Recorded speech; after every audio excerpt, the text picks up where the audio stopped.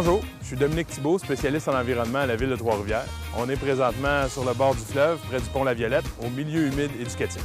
Les milieux humides, c'est des milieux où le sol contient de l'humidité, puis qui sert d'habitat justement à différentes plantes et différents animaux qui sont spécifiquement adaptés pour ce type de milieu-là. C'est des milieux qui généralement supportent une grande biodiversité, qui sont très productifs. Et c'est aussi des milieux qui supportent des habitats de plusieurs espèces rares là, partout au Québec. À l'École secondaire Chavigny, on a un programme qui est un peu particulier. On a entre autres ce qu'on appelle l'École en fleurs. Donc l'École en fleurs, c'est des jeunes qui ont des déficiences intellectuelles et qui vont travailler entre autres dans la serre de l'école. Et ce qui est intéressant, c'est qu'on les a inclus au projet du milieu humide éducatif.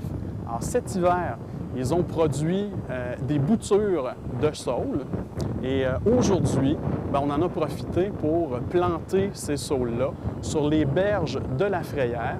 En implantant les saules, on sait que les racines vont pouvoir pénétrer à l'intérieur du sol, pouvoir le retenir et empêcher l'érosion.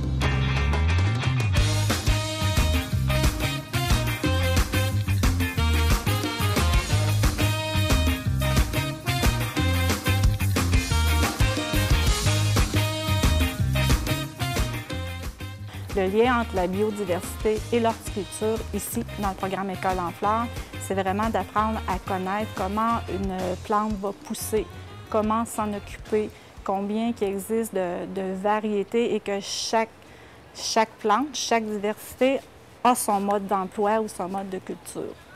C'est important d'éduquer les jeunes à la biodiversité parce que si on ne le fait pas, qui va le faire? Je pense que trop souvent, l'humain a pensé d'être au-dessus de la nature. Puis il faut qu'il se ramène au fait qu'il faut faire un avec la nature. Tous les parents devraient aussi essayer de sensibiliser davantage leurs enfants à ça. Je prends l'exemple de mes enfants, mais j'essaie de leur faire leur distinction entre une mésange, un chardonneret.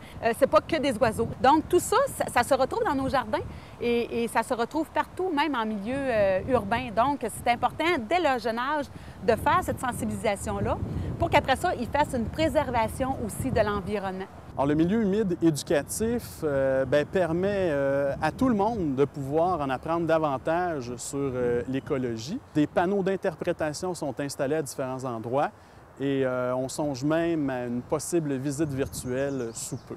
J'invite tous mes concitoyens de la Ville de Trois-Rivières et des environs à venir visiter le milieu humide éducatif sur la rue du Pont, près du pont La Violette, juste de l'autre côté du parc La Violette.